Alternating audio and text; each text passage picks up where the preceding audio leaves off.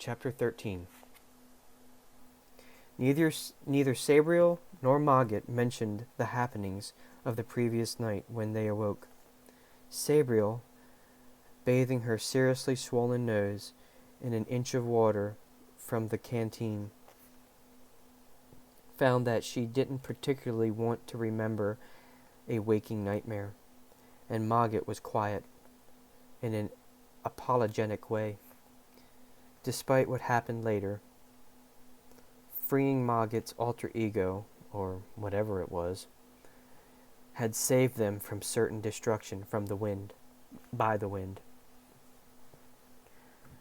As she'd expected, dawn had brought some light to the sinkhole, and as the day progressed, this had grown to a level approximating twilight.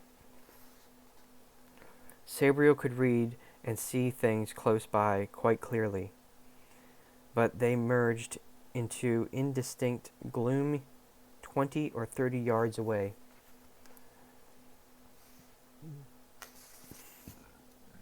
Excuse me. Drink.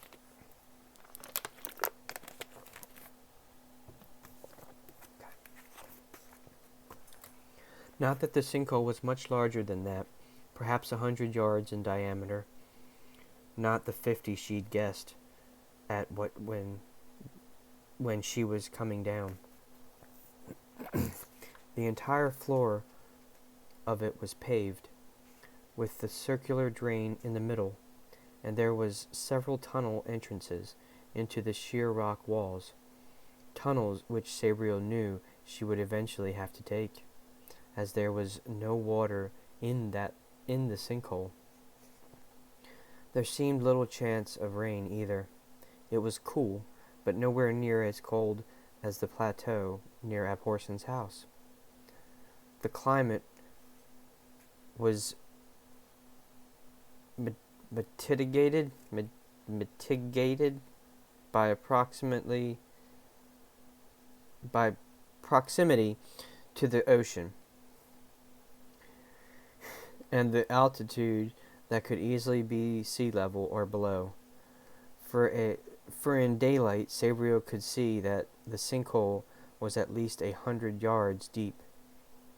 Still, with a half-full canteen of water gurgling by her side, Sabriel was quite content to slouch upon her slightly scorched pack and apply herbal creams to her bruises and a poultice of evil-smelling tanmaral leaves to her strange sunburn. Her nose was a different matter when it came to treatment. It wasn't broken, merely hideous, swollen, and encrusted with dry blood, which hurt too much to clean off completely. Mogget, after an hour or so of sheepish silence, sauntered off to explore, refusing Sabriel's offer of hard cakes and dried meat for breakfast. She expected he'd find a rat or something equally appetizing instead. In a way, she was quite pleased she was gone. The memory of the free magic beast, or that he was gone. The memory of the free magic beast that lay within the little white cat was still disturbing. Even so, when the sun had risen to become a little disk surrounded by the greater circumference of the sinkhole's rim, she started to wonder why he hadn't come back. Levering herself up, she limped over to the tunnel he'd chosen, using her sword as a walking stick to complaining quietly as every bruise reminded her of its location. Of course, just as she was lighting a candle at the tunnel entrance, Mogget reappeared behind her. Looking for me, he mewed innocently. Let's try that again. Looking for me, he mewed innocently. Who else? Replied Sabriel. Have you found anything? Anything useful, I mean? Water, for instance? Useful, mused Mogget, rubbing his chin back along his two outstretched front legs. Perhaps. Interesting. Certainly. Water? Yes. How far away? Asked Sabriel, all too aware of her bruised limited mobility. And what does interesting mean? Dangerous? Not far. By this tunnel, replied Mogget. There is a little danger getting there. A trap and a few other oddments. But nothing that will harm you. As to the interesting part, you will have to see for yourself, Abhalson. Sabriel, said Sabriel automatically, as she tried to think ahead. She needed at least 2 days' rest, but no more than that. Every day lost before she found her father's crippling body might mean disaster. Let me try that again. Every day lost before she found her father's crippling body might mean disaster. She simply had to find him soon. A Mordicant, shadow hands, gore crows. It was now all too clear that some terrible enemy was arranged against both father and daughter. That enemy had already trapped her father, so it had to be a very powerful necromancer or some greater dead creature. Perhaps this Carrigor.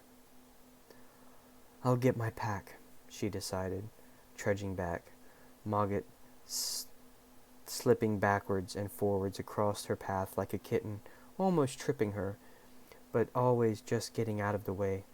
Sabriel put this down to inexplicable catness, and didn't comment.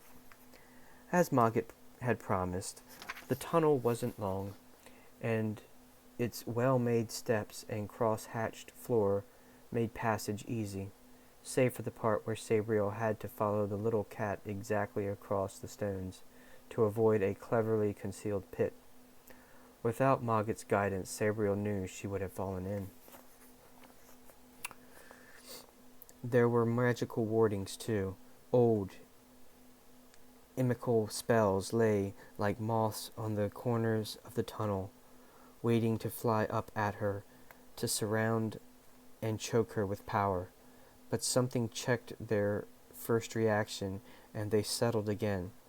A few times, Sabriel experienced a ghostly touch, like a hand reaching out to brush the charter mark on her forehead.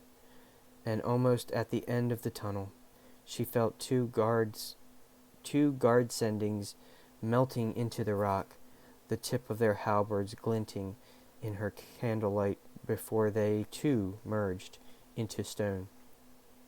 "Where are we going?" she whispered, nervously, as the door in front of them slowly creaked open without visible means of propulsion. "Another sinkhole," Mogget said, matter-of-factly. "It is where the first blood—" He choked, hissed, and then rephrased his sentence, rather drably, with, "It is interesting." "What do you mean?" Sabriel began, and she fell silent as they passed the doorway, magical force suddenly tugging at her hair, her hands, her surcoat, the hilt of her sword. Mogget's fur stood on end, and his collar rotated halfway around on its own accord, till the charter marks of binding were uppermost and clearly readable, bright against the leather. Then they were out, standing at the bottom of another sinkhole in a premature twilight, for the sun had already slipped over the circumcised horizon of the sinkhole rim. This sinkhole was much wider than the first, perhaps a mile across, and deeper, say 600 or 700 feet deep. Despite its size, the entire vast pit was sealed off from the upper air by a gleaming, web-thin net, which seemed to merge into the rim wall above the about a quarter of the way down from the surface. Sunlight had given it away, but even so, Sabriel had to use her telescope to see the delicate diamond pattern weave clearly. It looked flimsy, but the presence of several desiccated bird corpses indicated considerable strength. Sabriel guessed the unfortunate birds had dived into the net, eyes greedily intent on food below. In the sinkhole itself, there was considerable, if uninspiring, vegetation, mostly stunted trees and malformed bushes, but Sabriel had little attention to spare for the trees. For the in-between each of these straggling patches of greenery, there were paved areas, and on each of those paved areas rested a ship. 14 open-decked, single-mast longboats, their black sails set to catch a non-existent wind, oars out to battle an imaginary tide. They flew many flags and standards, all limp against the mast and rigging, but Sabriel didn't need to see them unfurled to know what strange cargo these ships might bear. She'd heard of this place, and as had every child in the northern parts of Ancelstier, close to the kingdom. Hundreds of tales of treasures, adventure, and romance were woven around this strange harbor. Funerary ships, said Sabriel. Royal ships.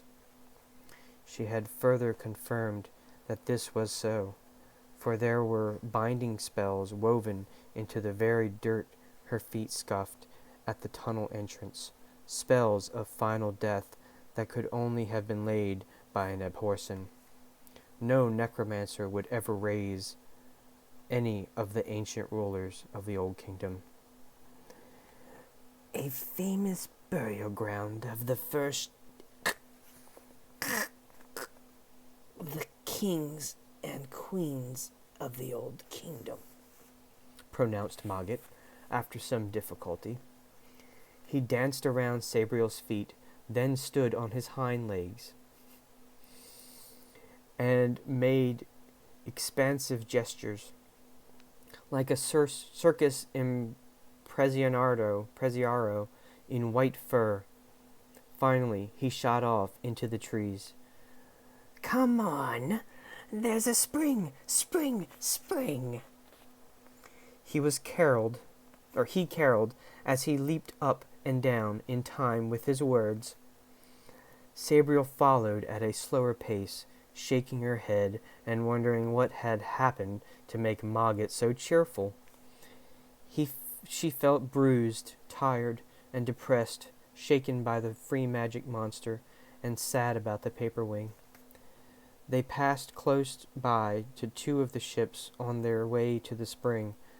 Mogget led her a merry dance around both of them, in a mad circumvision of twists, leaps, and bounds, but the sides were too high to look in, and she didn't feel like shinning up an oar. She did pause to look at the figureheads, imposing men, one in his 40s, the other somewhat older. Both were bearded, had the same impervious eyes, and wore armor similar to Sabriel's, heavily festooned with medallions, chains, and other decorations. Each held a sword on his right in his right hand, and an unfurling scroll that turned back on itself in their left, and heraldic representation of the charter. The third ship was different. It seemed shorter and less ornate, with a bare mast devoid of black sails. No oars sprang from its sides, and as Sabriel reached the spring that lay underneath its stern, she saw uncaulked seams between the planking and realized that it was incomplete. Curious, she dropped her pack by the little pool of bubbling water and walked around to the bow. This was different too, for the figurehead was of a young man, a naked young man, carved in perfect detail. Sabriel blushed a little, for it was an exact likeness, as if a young man had been transformed from flesh to wood. And her only prior experience of naked men was in a clinical cross-sections from biology textbooks. His muscles were lean and well-formed, his hair short and tightly curled against his head. His hands, well-shaped and elegant, were partly raised as if to ward off some evil. Here comes the lewd. Get the lewd emotes. Where's the lewd emotes? Get them ready. The detail even extended to an circumcised penis, which Sabriel glanced at in an embarrassing way before looking back at his face. He was not exactly handsome, but not displeasing. It was a responsible visage, with the shocked expression of someone who had been betrayed and only just realized it.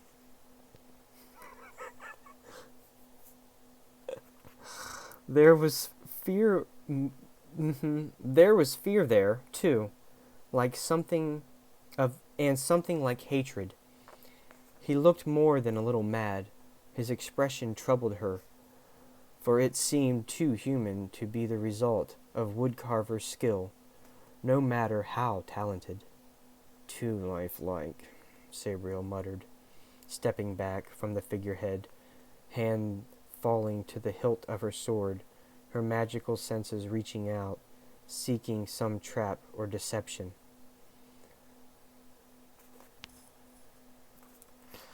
There was no trap, but Sabriel did feel something in or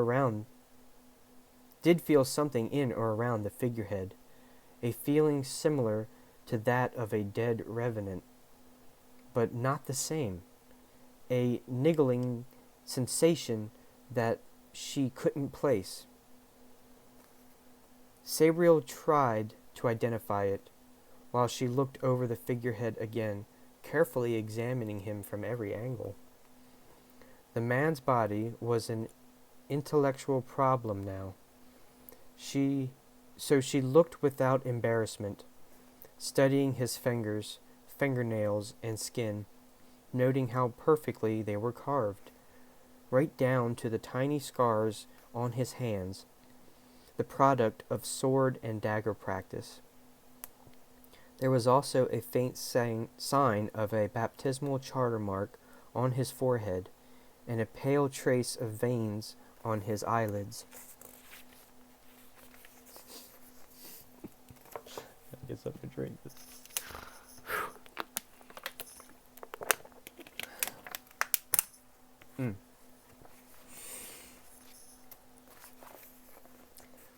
That inspection led her to certainty about what she detected.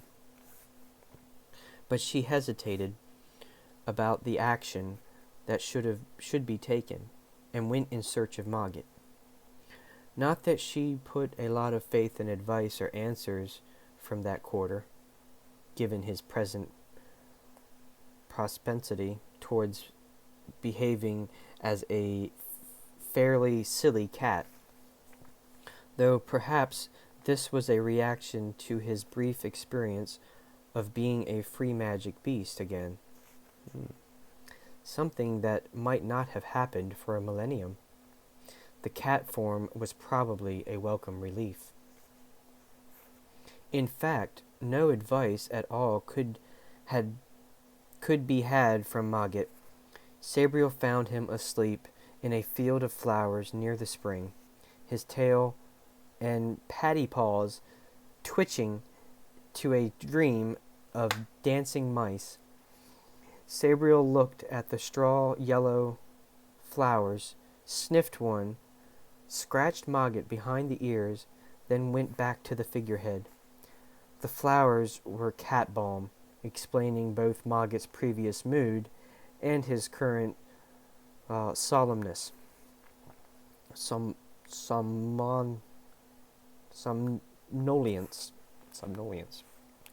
Mm-hmm. She would have to make up her own mind. So, she said, addressing the figurehead like a lawyer before a court.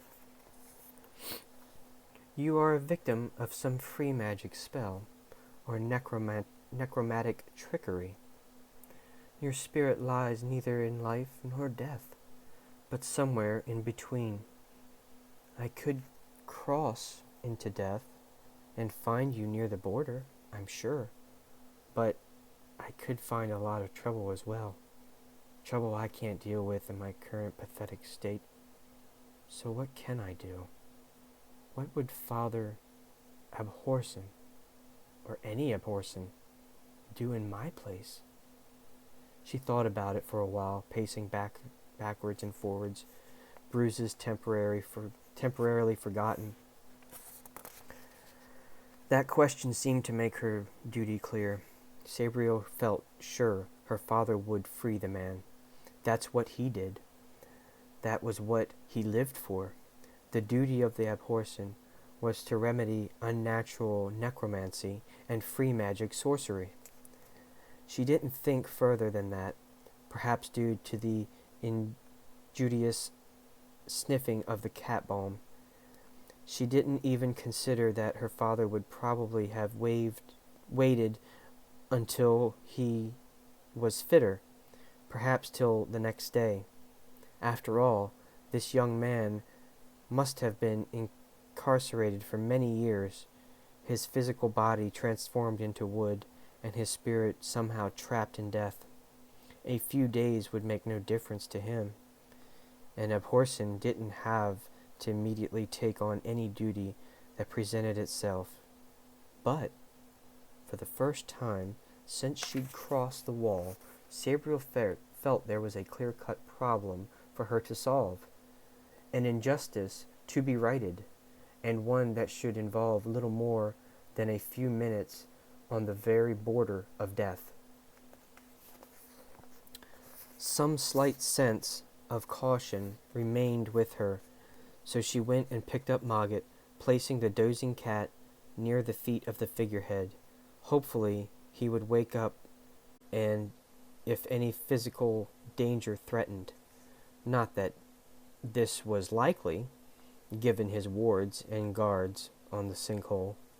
There were even barriers that would make it difficult to cross into death, and more than difficult for something dead to follow her back. All in all, it seemed like a perfect place to undertake a minor rescue. Once more, she checked the bells, running her hands over the smooth wood of the handles, feeling their voices within, eagerly awaiting release. This time, it was Rana she freed from its leather case. It was the least notable of the bells, its very nature lulling listeners, beguiling them to sleep or inattention. Second thoughts bruised at her at her like doubting fingers, but she ignored them. She felt confident, ready for what would have been only be a minor stroll in death. Amply safeguarded by the protections of this royal necropolis, sword in one hand, bell in the other, she crossed into death. Cold hit her, and the restless current, but she stood where she was, still feeling the warmth of life on her back. This was the very interface between the two realms, where she would normally plunge ahead. This time, she planted her feet against the current and used her continuing slight contact with life as an anchor to hold her own against the waters of death. Everything seemed quiet, save for the constant gurgling of water about her feet and the far-off crash of the first gate. Nothing stirred, no shapes looming up out of the gray light.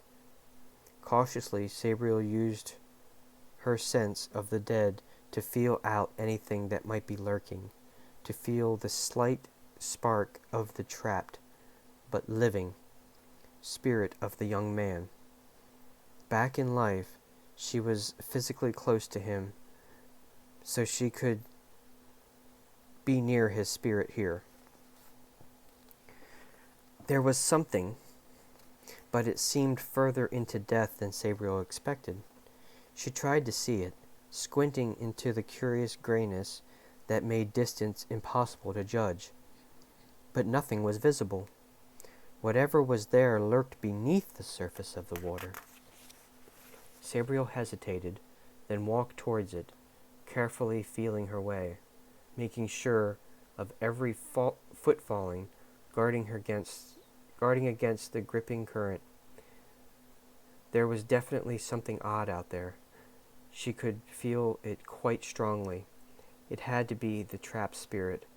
She ignored the little voice at the back of her mind that suggested it was a fiercely devious dead creature, strong enough to hold its own against the race of the river. Nevertheless, when she was a few paces back from whatever it was, Sabriel let Rana sound, a muffled, sleepy peal that carried the sensation of a yawn, a sigh, a head falling forward, eyes heavy, a call to sleep.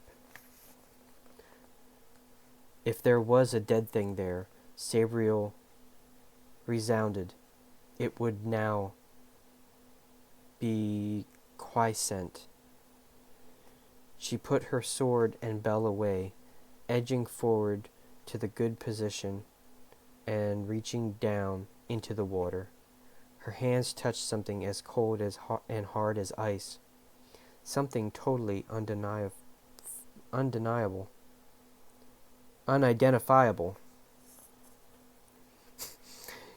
She flinched back, then reached down again till her hands found something that was clearly a shoulder. She followed this up to a head and traced the features. Sometimes a spirit bore little relation to the physical body, and sometimes living spirits became warped if they spent on long in death. But this one was clearly the counterpart of the figurehead. It lived too, somehow, encased and protected from death, as a living body was preserved in wood. Sabriel gripped the spirit form under its arms and pulled. It rose up out of the water like a killer whale, pallid white and rigid as a statue.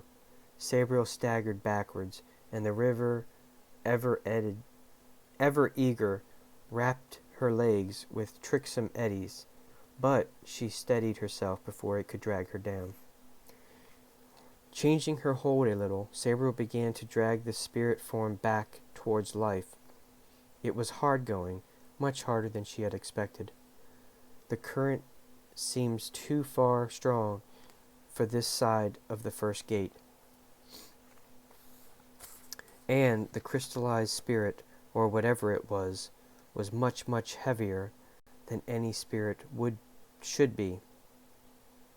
With nearly all her concentration bent on staying upright and heading in the right direction, Sabriel almost didn't notice the sudden sensation of noise that marked the passage of something through the first gate.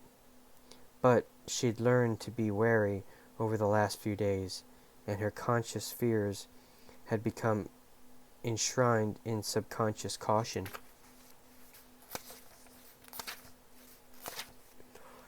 She heard, and listening carefully, caught the soft slosh of something half wading, half creeping, moving as quietly as it could against the current, moving towards her. Something dead was hoping to catch her unawares. Obviously, some alarm or summons had gone out beyond the first gate, or whatever it was stalking towards her had come in answer to it. Inwardly cursing herself for stupidity, Sabriel looked down at the spirit burden. Sure enough, she could just make out a very thin black line, fine as cotton thread, running from his arm into the water, and hence to a deeper, darker regions of death. Not a controlling thread, but one that would let the gnat here.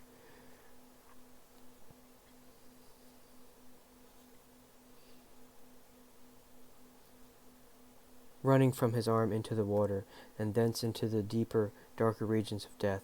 Not a controlling thread, but one that would let some distant adept know the spirit had been moved. Fortunately, sounding Rana would have slowed the message, but was she close enough to life? She increased her speed a little, but not too much, pretending she hadn't noticed the hunter. Whatever it was, it seemed quite reluctant to close in on her. Sabriel quickened her pace a little more, adrenaline and suspense feeding her strength. If it rushed her, she would have to drop the spirit, and he would be carried away, lost forever. Whatever magic had preserved his living spirit here on the boundary couldn't possibly prevail if he went past the first gate. If that happened, Sabriel thought, she would have precipitated a murder rather than a rescue. 4 steps to life, then 3. The thing was closing now. Sabriel could see it, low in the water, still creeping, but faster now. It was obviously a Desian of the third, or even some later gate, for she couldn't identify what it once had been. Now it looked like a cross between a hog and a segmented worm, and it moved in a series of scuffles and insidious wiggles.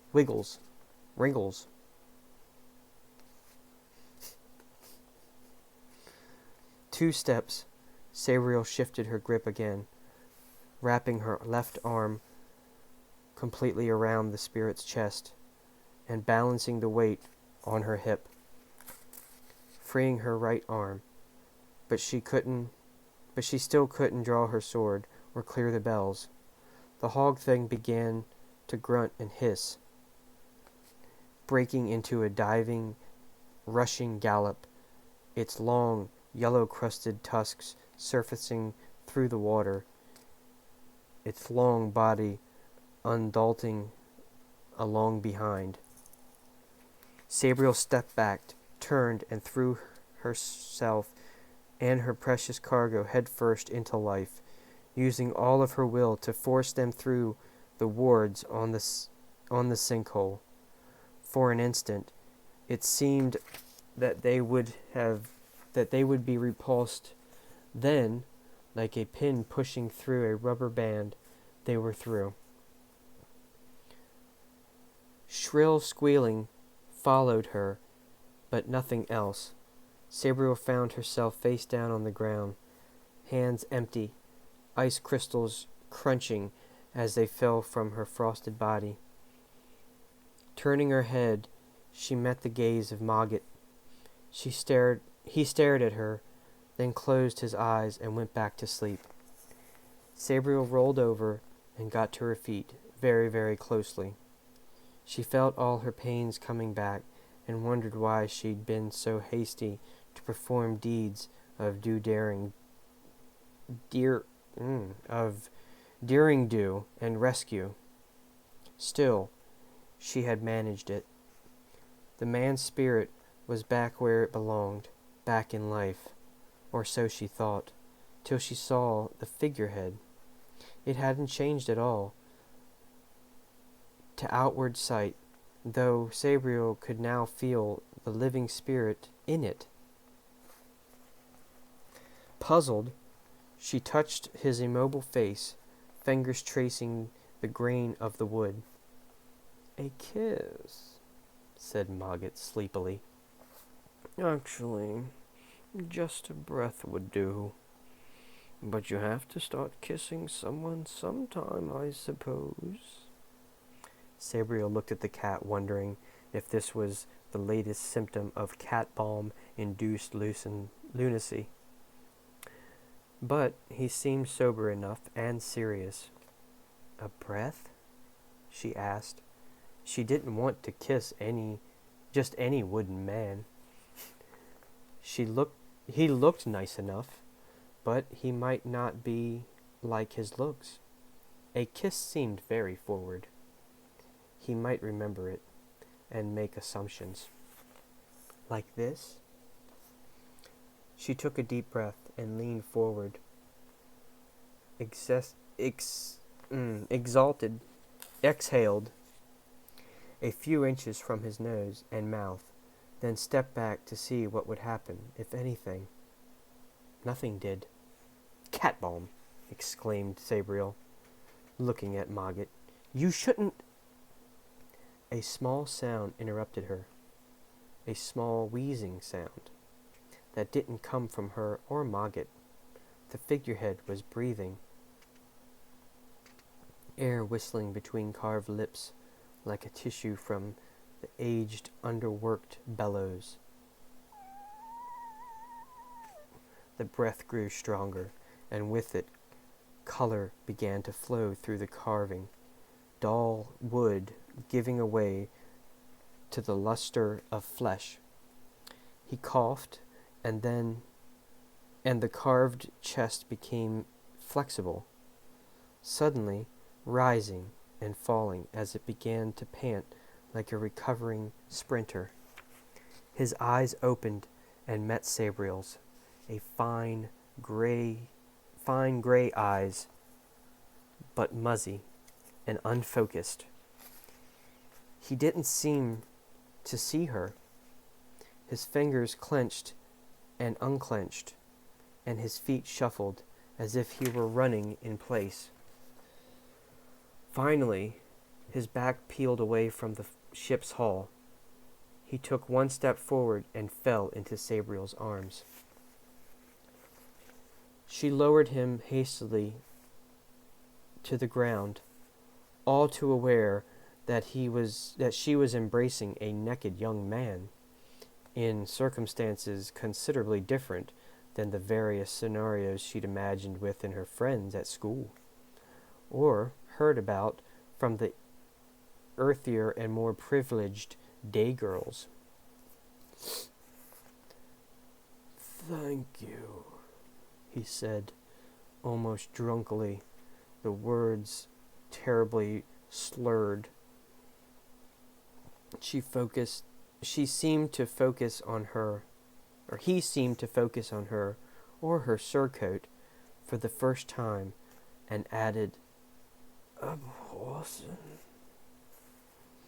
Then he went to sleep, mouth curling up at the corners, frown dissolving. He looked younger than he did as a fixed expression figurehead. Sabriel looked down at him, trying to ignore curiosity, fond feelings that had appeared from somewhere. Feelings similar to those that had made her bring back Jackaneth's rabbit. "I suppose I'd better get him a blanket," she said reluctantly, as she wondered what on earth had possessed her to add this complication to her already confusing and difficult circumstances. She supposed she would have to get him to safety and civilization, at the very least, if there was any to be found. "I can get him a blanket if you want to keep staring." "I can get him a blanket if you want to keep staring at him," Mogget said slyly, twining himself around her ankles in a sensacious pavane. Sabriel realized she really was staring, and looked away. "No, I'll get it. And my spare shirt, I suppose. The breeches might fit him with a bit of work, I guess. Well, we'd be much the same height. Keep watch, Mogget. I'll be back in a minute." Mogget watched her hobble off and turned back to the sleeping man. Silently, the cat padded over and touched his pink tongue to the charter mark on the man's forehead.